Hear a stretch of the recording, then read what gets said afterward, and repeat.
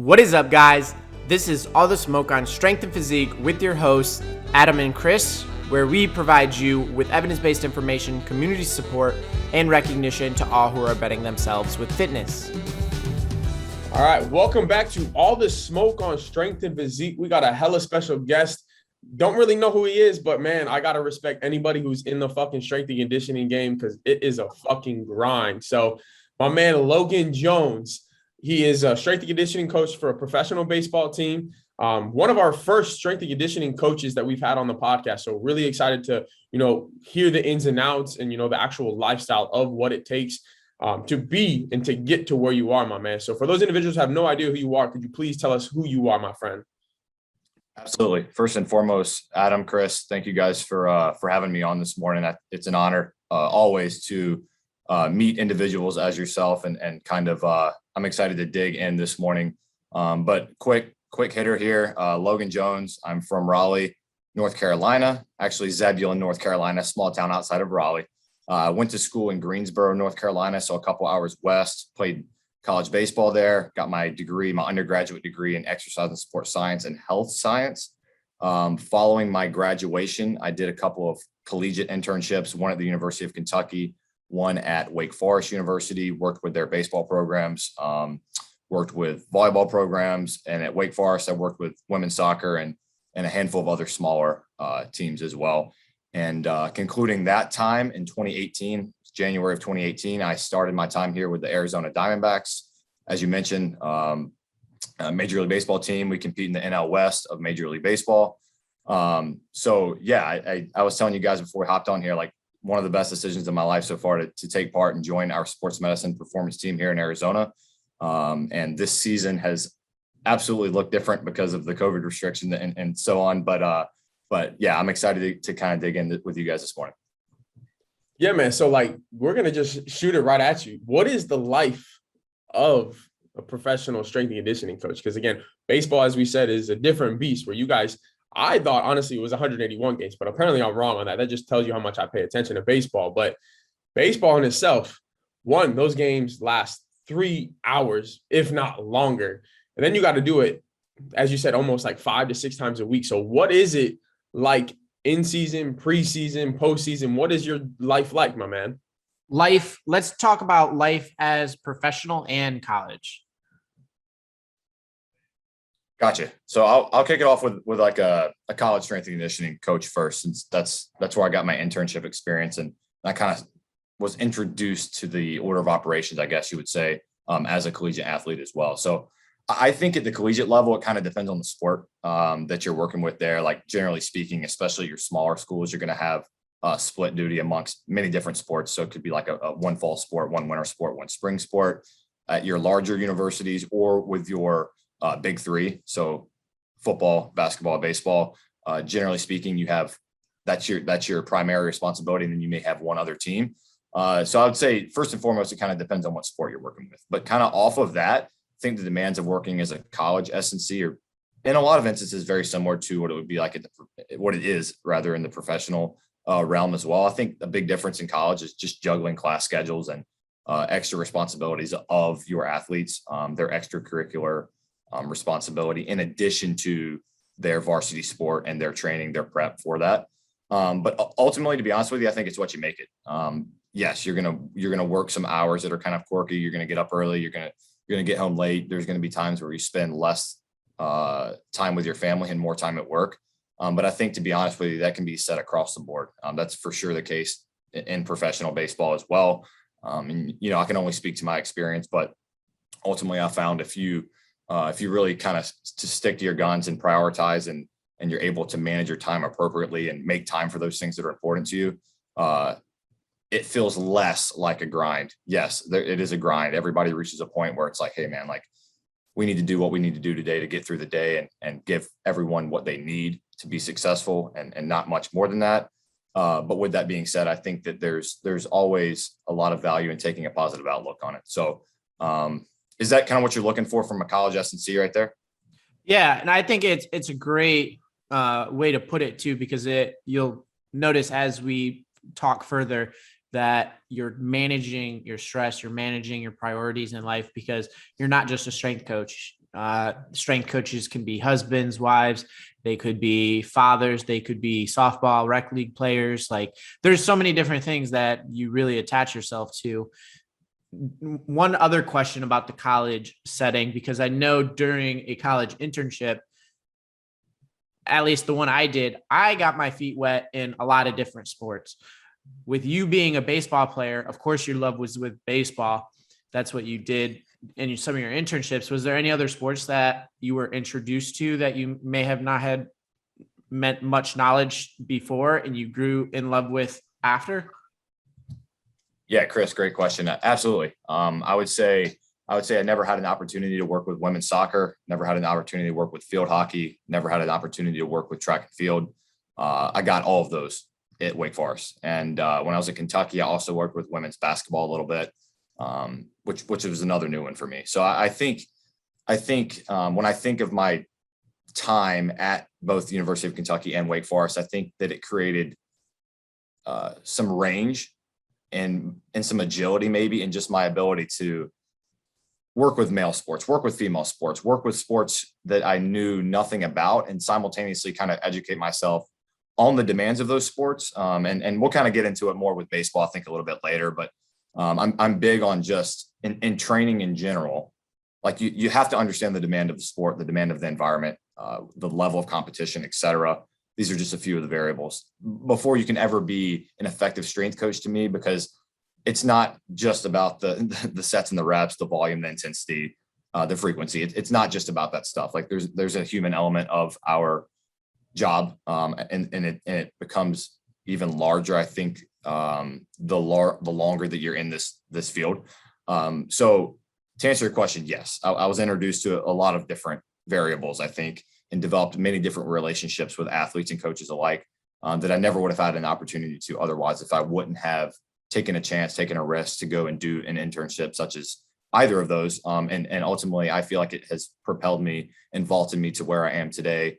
As we were talking before we got on here, I think that the timing worked out really well for me getting into professional baseball. And I always knew this was a passion. And for me, like baseball by itself, and then you slap on top of that my drive for development, and it kind of is who I am just in general as an athlete. And then now post athletic days, like as a coach, just big into that and education and growth and stuff like that. So great question there. And is that kind of what you were looking for? Yeah, man, definitely. So I want to kind of hit it a different angle, because again, you were an athlete, now you're a coach. What are the things that you still use to this day as a coach that you learned as an athlete? Or what are the things from being an athlete that you're not utilizing because you're like, hey, I really didn't appreciate that, and I think we could have optimized it this way? How are you, I guess, bridging that gap between being an athlete and now being a coach? Yeah, so I think you learn different skill sets. You learn time management. You learn what it means to work as part of a team, that something greater than yourself. It's not about me, it's about you type aura. And I think that for sure that took me a little longer to understand as I transitioned from being an athlete to being a coach, because when you're an athlete, yes, everything is about you. It's about your development. It's about how you fit into the team. It's about your playing time. It's about what is my responsibility on this team. And I think in rare instances, especially at like the high school and college level, do people really have a full appreciation of that?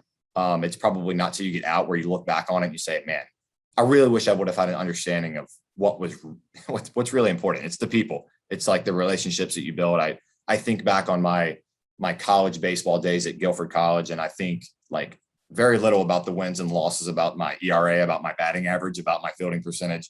And I think way more about the relationships that I built with my teammates and the coaching staff and the professors and my friends that are lifelong friends, lifelong teammates at this point. So I think those are the things that I've kind of carried over with me from being an athlete to now being a coach, both at the college level and in the professional environment as well. And then I think that just learning from a lot of the mistakes that were made in being a student athlete, and from there, trying to share those experiences with my athletes now, albeit most of our athletes now are not in a classroom setting. We have a handful of guys they're like getting their undergrad simultaneously or getting their master's simultaneously as they're playing professional baseball. But generally speaking, there's not that same demand. of trying to juggle class schedules and exterior, like educational type things like that. So I think sharing my experiences with them in hopes of something landing, something sticking. So that way they can flip that around and say, hey, like, I trust this guy. This is my guy. I'm going to listen to what he's saying. And sometimes, yes, you need to make mistakes and learn from them yourselves in order to kind of grow and learn. But I feel like if the wiser that you are, the more you start to like learn from others' experiences. So that way you don't have to make those same mistakes yourself. And sort of like what you said as an athlete, yes, it's important to focus on like development, your skill set, understanding where you're at as a team, but it's also something much bigger than yourself, which is extremely important. But also, I think a sort of transition over to the coaching side of things, because it's more than just the strength coach. It's more than just the head coach. It's more than just the batting coach. What do you think? Why is the strength and conditioning staff so critical in player development and in the aspect of the team itself? Yeah, Chris, that's a great question. And I think, again, like I do see differences at the collegiate level, at least in my very limited experience at that level, and then more experience now working in professional baseball. I think at the college level, it's maybe a little more segmented out. Like if you're an S&C, your job is to, obviously you're in charge of the physical readiness of these athletes. So the strength training, the conditioning, speed and agility, mobility, et cetera. And maybe you don't do as much in a lot of instances in the skill development or in the skill acquisition or on the skill refinement or injury management type deal. I think that's probably not the case everywhere. I did my internships at relatively large Power 5 institutions. So staffing, access to resources generally weren't issues. Now, my experience, Division III college athlete, we didn't have the same access to resources. We didn't have the same access to staff. So an athletic trainer, a strength and conditioning coach at a smaller school like that may be responsible for more than just S&C or more than just athletic training. So I would say two things. At the smaller schools where there's not as much staff or there's not as many people that are helping in the development of these student athletes, you have to have an ability to like impact in many different areas. So I would say extremely critical role, S&C at those types of institutions. Transitioning now into professional baseball, again, I can only speak to my experience with the Diamondbacks. I don't believe that it's this way everywhere.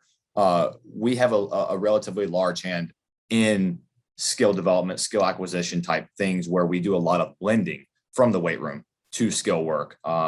We are out on the field a lot, like replicating movement patterns, using med balls, using aqua bags, using weighted balls, using throwing clubs, using these different implements to kind of bridge the gap between the weight room, and that what is skill work in the batting cage, out on the field, in the bullpen, et cetera. So as part of our organization, S&C plays an extremely critical role because not only are we responsible for the physical readiness, that's your traditional weight training, our conditioning, our speed and agility, our mobility, addressing the needs of our athletes in the weight room. But then there's a whole additional element of bridging the gap between the weight room and the field, working with our skill coaches, working with our pitching coaches, our hitting coaches, our infield coaches, our outfield coaches, et cetera, of creating drills and environments to learn for these athletes outside of competition. So, and I feel like that's extremely important, but it's also extremely difficult given that we play a game every night at 7:00. So it's a little different. It's much different than that of the demand of a college baseball season where maybe you're playing 3 or 4 games a week. Here we are playing a minimum of 6, sometimes 7 games a week. So it's finding unique ways to like kind of microdose these opportunities to grow and learn and develop and give the athletes what they need. And we don't give much more than what they need because at some point it starts to take away from their readiness every night at 7:00. So to answer your question, Chris, I think it's very important. I do think that the job responsibility does change depending upon maybe what organization you work with, within professional baseball or what college you may work with, what level you work with, or access to resources and staff, et cetera. So one final question on that topic. Would you say strength and conditioning, because you mentioned at a smaller school, the resources might not be as readily available as what it might be with the Diamondbacks or a Big Five, Wake Forest, Kentucky school?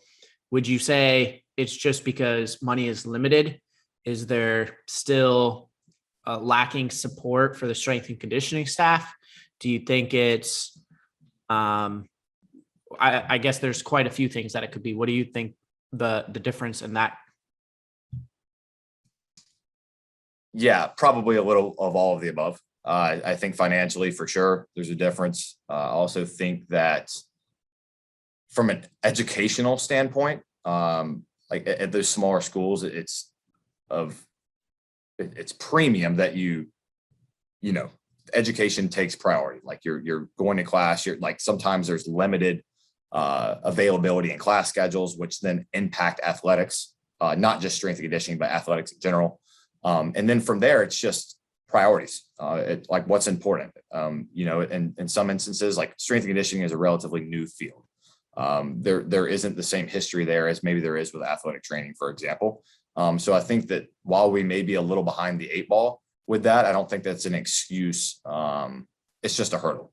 So I think that as you know, for those strength and conditioning coaches, or for those administrators that may be working at those smaller institutions where maybe money is a little tighter, or maybe staff is a little smaller, et cetera. I think that at those, like in those environments, there just has to be discussion around what's important for our athletes, our athletic department to continue to grow. And if we prioritize the development of our athletes, if it is a goal of ours to win as many games as we can, regardless of what level of competition we compete in, then we need to find a way to make these resources available to our student athletes, whether that's from a nutritional standpoint, whether that's from a weight training standpoint. If that means hiring an extra skill coach because we only have 2 and we need 3 or we need 4. I think it's just developing or establishing priorities, and then off of that, what can we afford to do from a financial standpoint, but then making it happen too. Like, I think that there needs to be an actionable step that is taken there, and maybe that's a little farther behind those smaller schools than it is maybe, as you mentioned, at like a Kentucky or a Wake Forest, for example, or working in professional baseball. Yeah, but I think you nailed it spot on with the priorities, because I think that'll run superior in almost anything you do, any field, any related field. And if something's a priority, you'll take time or you'll take money and you'll put focus towards that. So let's go ahead, dive into priorities, I guess, of just the baseball realm, especially because that's your forte and that's what you're an expert in.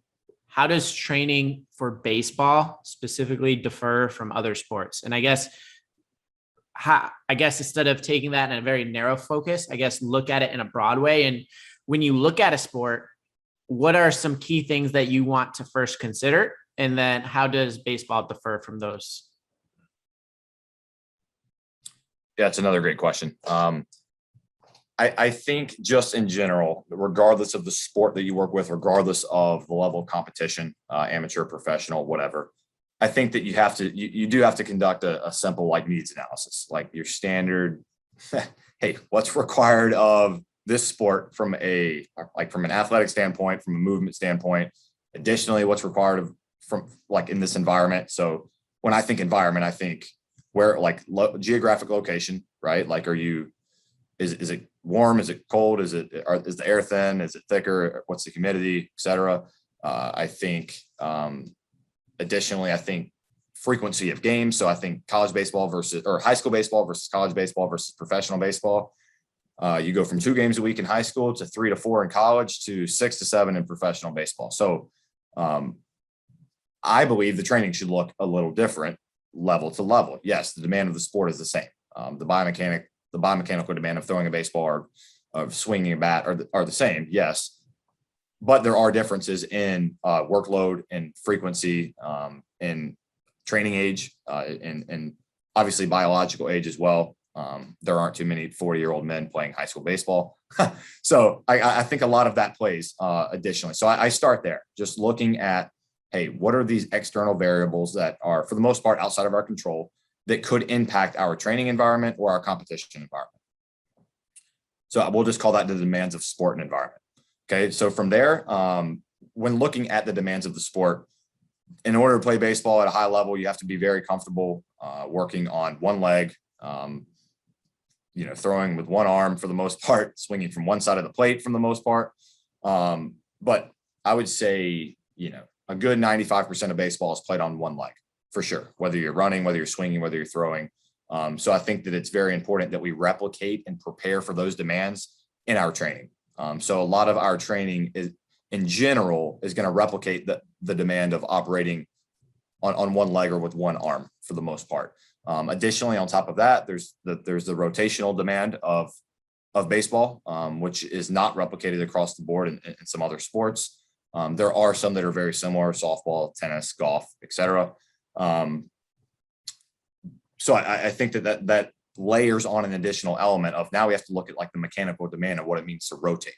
That's rib cage mechanics or placement, and mechanics. That's what's happening at the hips. That's how are the two connected and working together through a solid core program. It's what's happening in the lower half that could be affecting the upper half as we look at the demand of like the skill of throwing a baseball or the skill of swinging a bat. And then I just think on top of that, you take in consideration the overall workload. So how do these things change as an athlete fatigues? So like I would argue that the first swing in the batting cage of the day looks a little different than maybe the last or a swing maybe in game. And we've seen that a lot with just players' development in general. Obviously, it starts at the foundational level in a controlled environment in practice far before it translates over to competition. So there are some differences in this. So we just take into consideration many different variables, most of which I would say are outside of our control. Some are within. So we look to control the things that we can, especially when we're looking to make change. We're trying to start at the ground level and control as many variables as possible when we're looking to make a mechanical adjustment, when we're looking like in a rehab type environment. That's why we have extensive, return to play throwing programs, return to play running progressions, return to play like swings in the cage that takes you out onto the field for BP, which takes you into a live BP, which takes you into a sim game, which then eventually takes you into a game progression. So that's a lot of information right there. So I would just say we'll cut it with that, but I would say generally speaking, you just look at and assess, complete a needs analysis. That doesn't mean you have to sit down and write down all of these. It's not, we're not taking a test, but you have to have a thorough understanding of what it is that it's important for these athletes to do. In our case, our guys are getting paid to play baseball. They're not getting paid to be weightlifters. They're not getting paid to do mobility with us in the outfield. They're getting paid to play baseball. And I think that if we keep that in the forefront of our mind, our job as player development staff in our organization is to produce players or put them in an environment to succeed in hopes of our big league team winning as many games as possible and ultimately winning the World Series. That's our end goal. And whatever we can do along the way to help these players or our staff and encourage that same common goal and pull the rope in the same direction, or row the boat in the same direction rather, that's kind of our primary responsibility there. So I'm interested because, the whole form of periodization stemmed from a lot of, Olympic sports and specifically sports in general of baseball, basketball, stuff like that. So how are you guys, I guess, framing that plan at the preseason going into the season and hopefully, again, the postseason? What are the workload demands and how do they change? And how are you embracing that uncertainty of managing fatigue with all of these players that you have on your baseball team? Yeah, it's a tall task. I'll say for sure. I think that's an understatement. Demands throughout the year are much different. So we have what would be like our off season. We'll start like here coming up in a few weeks. We go into the off season. From there, we transition into, like, if there's an early off season, there's a late off season, then we transition into a preseason. Preseason, we go into a spring training type environment.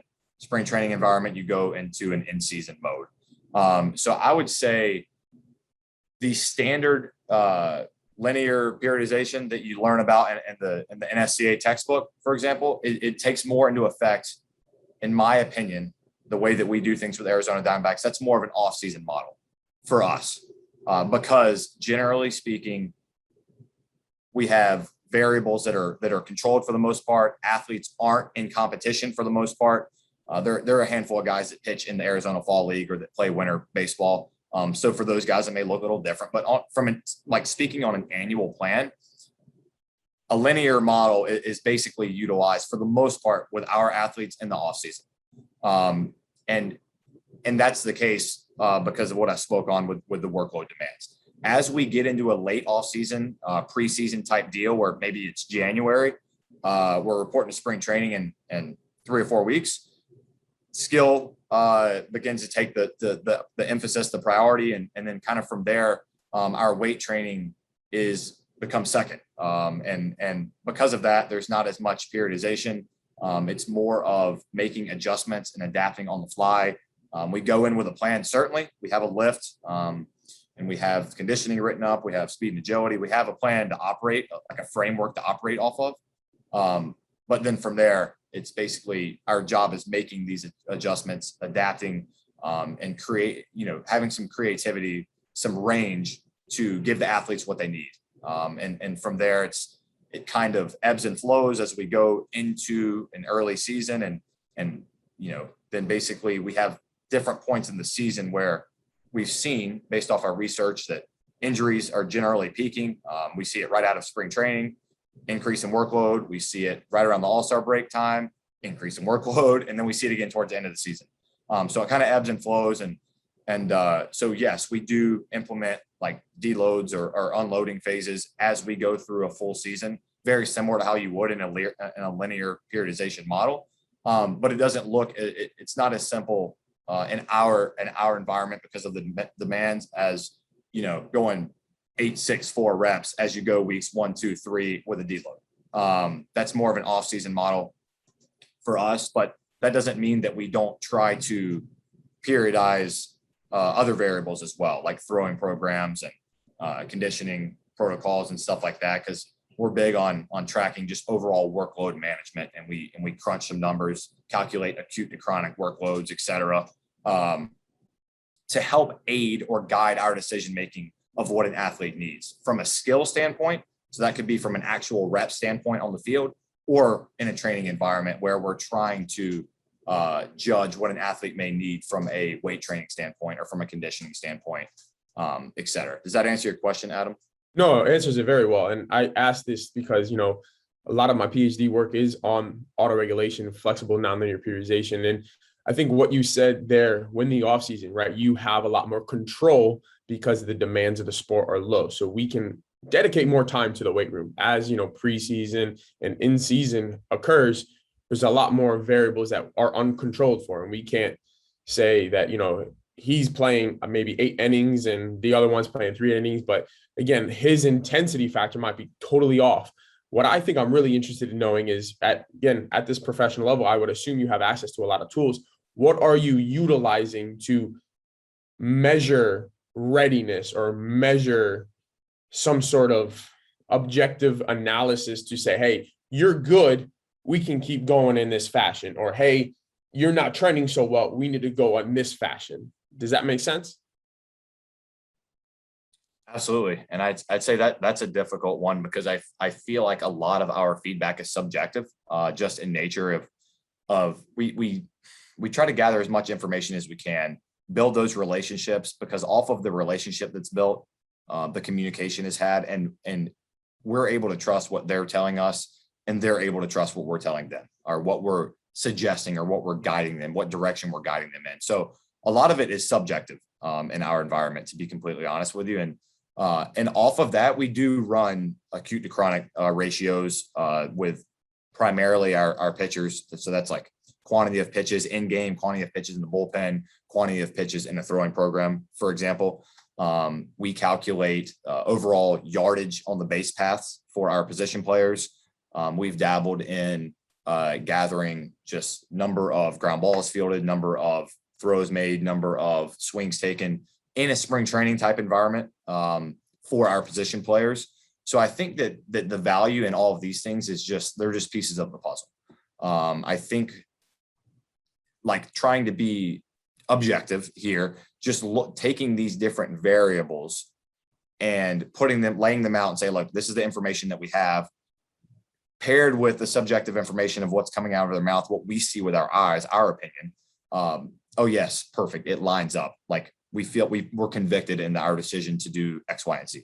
Or no, it doesn't line up. And like, maybe that's an additional conversation. Maybe that's like where we go and dig a little deeper. Like, hey man, like you say that you feel good, but we see otherwise in your body language. We see otherwise in the numbers.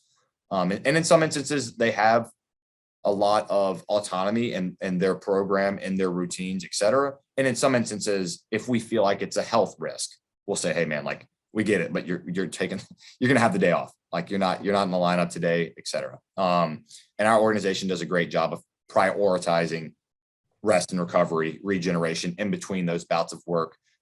Just trying to take a proactive approach as opposed to a reactive approach in injury management. I don't like the term injury prevention just because I don't feel like we prevent injuries. I think we're workload managers. And because of that, we can do everything correctly. And so blows out and gets hurt. Like that's the nature of, we're already at risk throwing a baseball at a high velocity, rotational forces through the shoulder and the elbow and in the thoracic region, the hips, et cetera, like at very high velocities.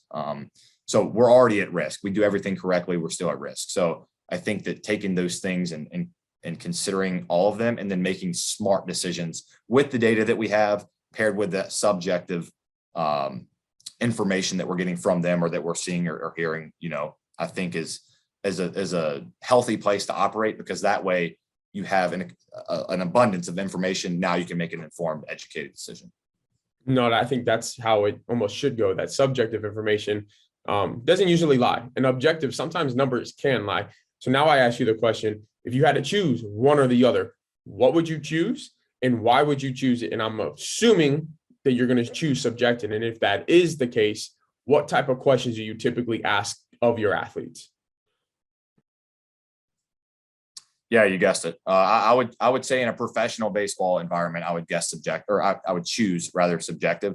And that's just because I think it's instilled in us from day one, onboarding as part of this organization, as a staff member or as a player, the importance of transparency and being honest and developing the relationships. Like we're big on team ability. And to us, that's like the ability to lead or the ability to follow.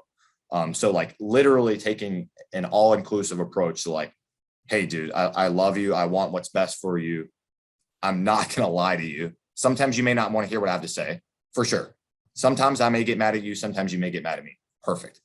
But understand that I have what's in your best interest in mind.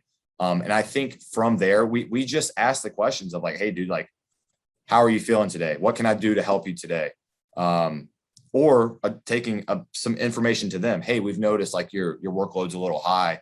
You look tired, dude. Like it's the next to last week in the season. Like, what do you think? Should we, do you want to hit the lift right here? Here's what we have written up. Do you want to make some adjustments to the volume, the intensity? Maybe we go a little lighter on the load standpoint. Maybe we find an alternative loading strategy. So I think that there's just a lot of back and forth communication conversation that takes place. And it's not always the same question, but it's asking that, generally speaking, if I had to pick one question to ask, it would probably be like, hey dude, what can I do to help you today? Because generally that's going to draw out some information of, if they're tired and you have that relationship built, they're going to tell you they're tired.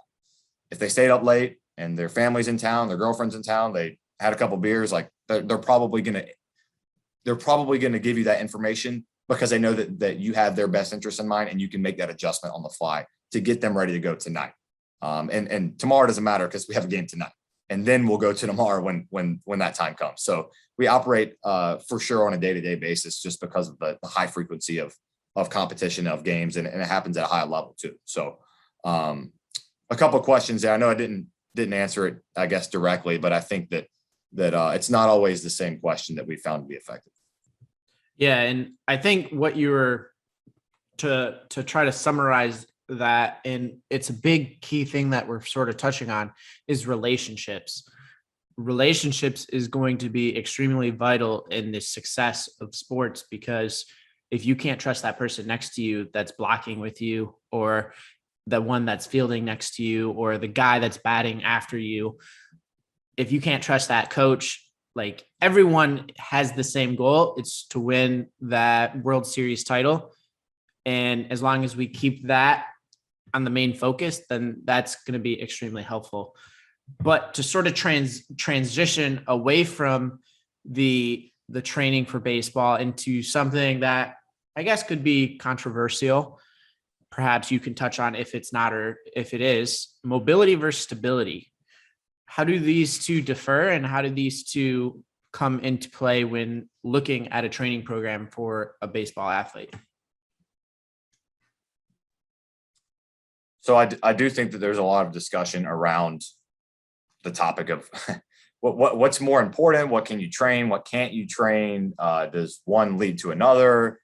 I don't think it's that black and white, if I'm being completely honest with you. I can speak to the way that we do things here with the D-backs. I do believe that proximal stability leads to distal mobility.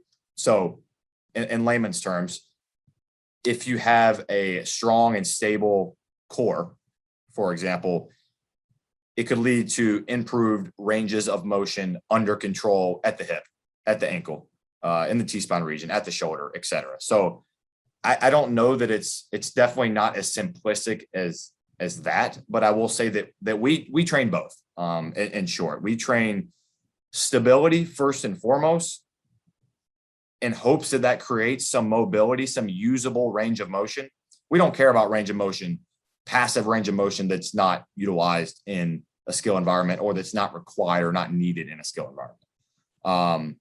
That could be controversial, but the way that we see it is, if you can't control the range of motion, if you're not strong in the ranges that you have, it's an injury risk.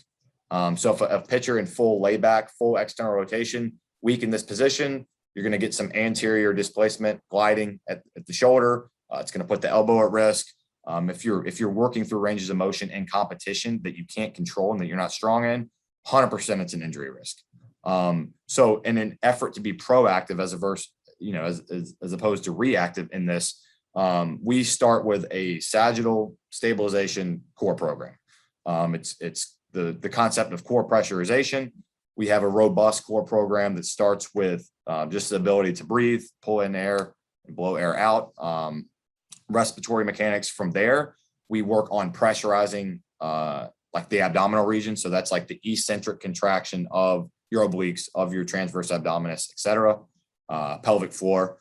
And then from there, we'll move more in the frontal and transverse plane. So we'll start with a good dead bug, for example. Like if you can't lay on your back and pressurize in the abdominal region, probably not going to be able to do it when you stand up, when you're moving through different ranges of motion. Certainly not going to be able to do it when you go out on the field and all you're focused on, all you're concerned with is executing the task at hand.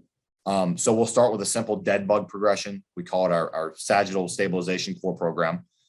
From there, as I mentioned, we'll move more in the frontal transverse plane. So for us, that's hitting some oblique in the frontal plane. That might be different plank variations, side planks, might be Palloff press variations, could be different offset, like offset loading carries, a farmer's carry, a suitcase carry, a bottoms up carry, et cetera, where we're kind of offsetting center of mass. So again, core pressurization is premium in that regard. And from there, you take into consideration the rotational demand of sport. So we need to be efficient at rotating. We also need to be efficient at deceleration. So we need to be strong and convicted in our anti-rotation exercises too. That's a lot of those ones I just mentioned for the obliques or anti-rotation. Front plank, dead bug, that's going to be an anti-extension exercise. And so basically we're looking to build the brakes, the deceleration pattern of throwing, of swinging a baseball bat, because our body is only going to allow us to accelerate as much as we can decelerate. Otherwise we'd blow out. Otherwise we'd injure ourselves. So if we can build a robust core program, that's our stability. Our hope is now we can work through ranges of motion at those more distal joints, at the hip, at the ankle, at the shoulder, in the T-spine region, et cetera. Those are just to name a few. We're now we're able to better utilize a range of motion and be strong and fluid and efficient in that movement pattern. Now, we would only isolate a mobility drill if we feel like a guy has sufficient stability, primarily because otherwise we're just cranking in a range of motion that we either don't have. In some instances, we could be banging bones together or whatever, and we're just trying to crank in a range of motion. So we always encourage avoiding any pain, pinching, burning sensations when we go through our mobility drills, because that just can be a solid indication to us that maybe they're not ready for that drill or for that exercise. So last thing I'll kind of touch on, that was a lot of information there. Last thing is in regards to the core, we hit, that's not just the abdominal region to us. Like that's the midsection. So that's going to be like gluteal region, hamstrings. It's going to be hitting different posterior chain exercises as part of that core program. So that way that we're highly functioning in the ranges of motion that we need. And we're optimizing structure, because structure dictates function, and the other way around too. Function is certainly going to dictate the structure. We see that with different adaptations and throwing a baseball, et cetera. So a lot of information there. Sorry, a lot to dissect. No, never apologize for one. And two, no, that was a great overview, because I think a lot of people need to understand that you can't have mobility without stability, or the vice versa. Because I think what I really appreciate what you were saying is, right, your body's only going to accelerate as much as you can kind of decelerate, because you can't have one of the two. If you're going to have more than likely you're going to develop some sort of injury. And I would ask you, what are your go-to, I know you said we can't prevent injuries, but what are your go-to exercises for utilizing some sort of injury prevention program, specifically for baseball, and maybe even specifically for your pitchers? Yeah, it's a good question. So I think generally speaking, if we just want to make a blanket statement here, I think that a lot of injuries happen when we're decelerating. So for a pitcher, that may be like as he goes into pronation, right? His follow through as he gets a little bit of horizontal adduction across the body.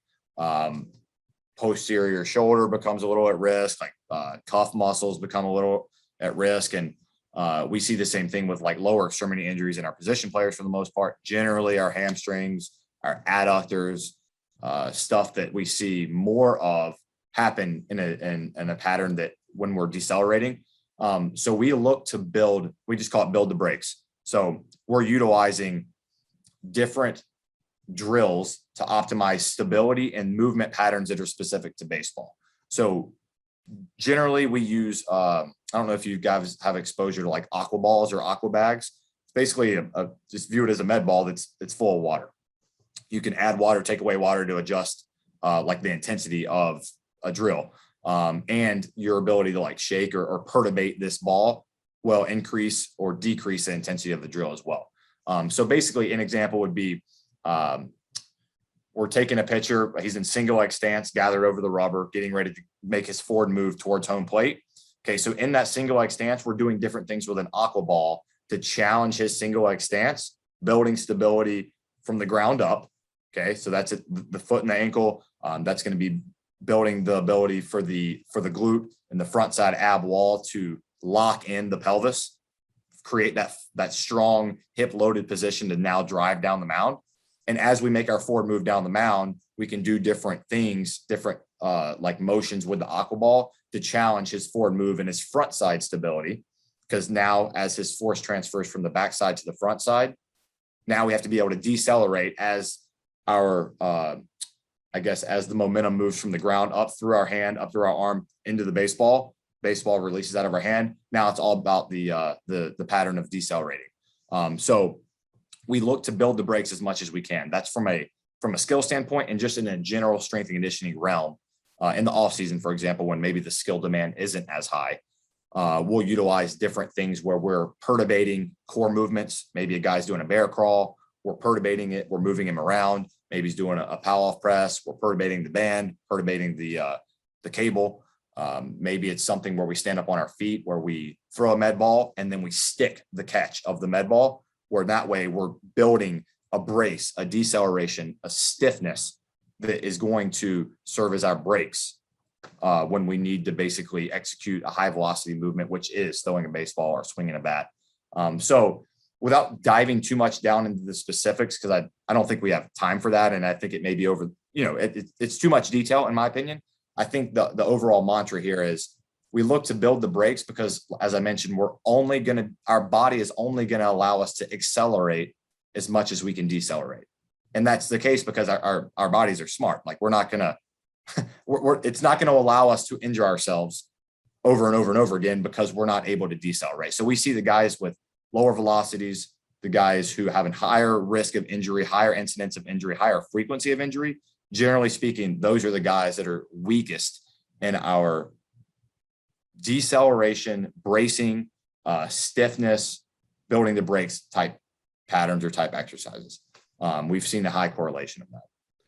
Now, this might be an inaccurate question on my end, but how are you exposing these weaknesses? Because again, it seems, are you guys just kind of eyeball effect? Or are you going through some sort of protocol? Be like, okay, hey, you're weak here. We need to go through this exercise. Because from what I hear is a lot of these exercises are very specific to these specific positions, which I think is really credible. But I've also heard, hey man, they do that enough on the field, get them away from that and put them in different situations in the weight room. But it seems like you guys aren't doing that, which it is what it is. Whatever works, it works for that individual. And I think there's no such thing as a good way or a bad way. But I ask you, how are you finding these weaknesses within these players? That's a good question, Adam. So just probably like everyone else, we have an assessment, like a passive range of motion assessment that just serves as like baseline foundational. We gather the numbers. We reference those numbers when we see things with our eyes or when we hear things. We have an excellent skill staff, an excellent sports medicine team, a lot of experience in watching just movement patterns outside of the skill set of playing the game of baseball, but just watching the way that the human body moves. And so I think it's a combination of all of the above. It's utilizing experience, which not everyone has. So then if you don't have any experience, it's referencing your objective numbers that can serve as like guidance, I would say. It's certainly not the solution to the problem, but it serves as like a piece of the puzzle. And then it's watching how a guy moves in the weight room. What does he look like when he does a bilateral squat? What does he look like when he does a pistol squat? We have a lot of guys that are really good at operating on two legs. They can deadlift the house, squat the house, but you give them a med ball and tell them to hug it and do a pistol squat, and we got a problem. So I think that is the emphasis for us is what is going to transfer over to the skill of playing baseball. We're going to choose exercises, especially in season, because our time is limited. We're going to choose the things that, in our opinion, that have the highest carryover, the things that are going to help you tonight, the things that are going to help you tomorrow, the things that are going to help you next week. If we want to add some weight, put on some size, build a larger foundation of strength in the off season, sick. Let's do that, because I think that's the point in time where that's appropriate. If we're trying to do that simultaneously with being at our best self for a starter every fifth day, may or may not be doable. So it's kind of like we find what this threshold is, and yes, we kind of flirt with it. We toe the line, if you will, but we don't cross. And we'd always rather be on the more conservative, and we can always add more. Sometimes it's too late if you try to pull back. If the guy blows out because we did too much, our thing is do no harm. Okay. Like first rule number one, do no harm. Like if you don't do anything else, don't F them up. You know what I mean? Like that's legit. That's the number one rule. So I guess I will clarify something that you said. Like we aren't doing a lot of in season now. We aren't doing a lot of rotational exercises at high velocity in the weight. So yes, to your point of you get a lot of that on the field. You get a lot of that in your skill work. You get a lot of that in the game. Absolutely. 100%. We're not slinging a bunch of weight or med balls into the cinder block wall in the weight room all of the time. Now, if it's a CNS prep, 6 to 7 minute, let's get ready for your game. It's part of your warm-up type deal. Yes, we'll sling some med balls. We'll get ready, because you do have to prepare those rotational patterns, the demand of at a higher velocity before you got there and throw. Absolutely. But in more of a training environment where we're trying to develop, so not in a prep type type realm, but in more of a development type realm. It's more, I would say for sure it's at lower velocities, and it's working through movement patterns that our goal is eventually to translate to higher velocities. So in some cases it's an isometric, and we're holding a certain position. We're shaking the aqua bag here. We're shaking it here. We're ripping it side to side. Because if you can stabilize on one leg or stabilize in a position that we feel like you struggle to own, if you can't own that position, now all of a sudden you can own it with an aqua bag. You should be able to own it body weight, standing there with a glove on your hand and with a ball in the other hand. Doesn't always transfer that easy. It's not a linear model, as we discussed on earlier. But in our opinion, the foundational step is identifying those movement patterns that are deficient, that need to be addressed, starting with the most simplistic things and never doing anything that's going to cost them their ability to play tonight or be ready tonight. So we do some rotational stuff in season in the weight room. Generally speaking, it's at lower velocities. If it's at a higher velocity, it's usually in prep for the game.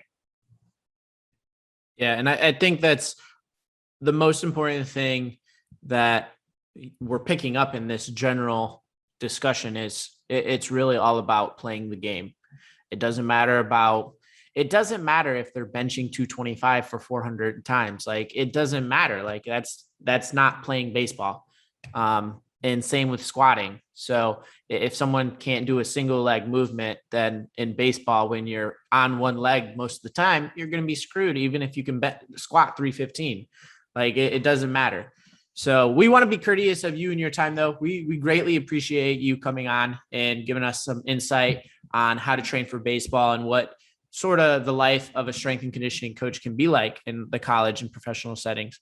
Go ahead, let our listeners end on some closing remarks, especially where they can find you on Instagram or any other things. If you have any books or anything like that. I only have seen you on Instagram. Actually, I think I saw your information on another podcast. So let us know where we can find you. Absolutely. Thank you, guys. I think if I have just like one bit of information to leave with the listeners, I think at the most foundational level, it's about the relationships that you build. It's about the people. Trying your best not to lose sight of that, I think is one of the most important things, because if you get too caught up in the X's and O's and lose sight of the human aspect of our jobs, of sport in general, you're leaving a lot on the table. You're missing the boat, in my opinion, because I think that we can always educate ourselves on the X's and O's. We can always introduce ourselves to the next trendy anything in strength and conditioning and performance and sport, et cetera.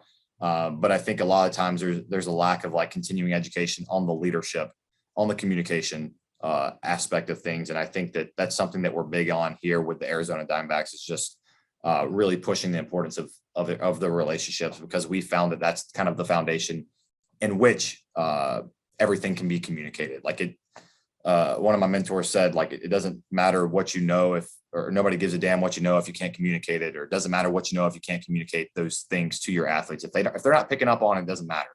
It doesn't matter how smart you are from a textbook standpoint, if you have no practical ability to like implement that and introduce it on the floor, and for your athletes to make an actionable step, an actionable decision to get better from that. So yes, I am on social media, Instagram and Twitter. My handles are at Logan_Jones 95.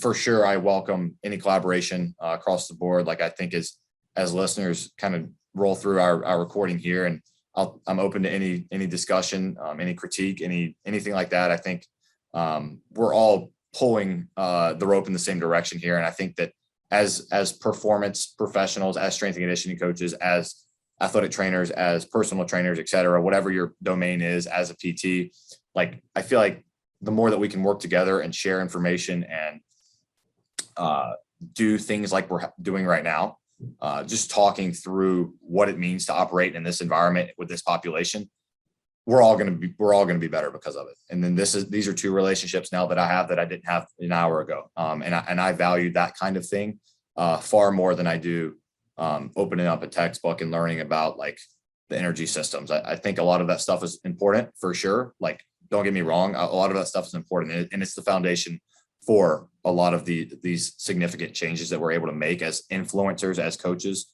as educators.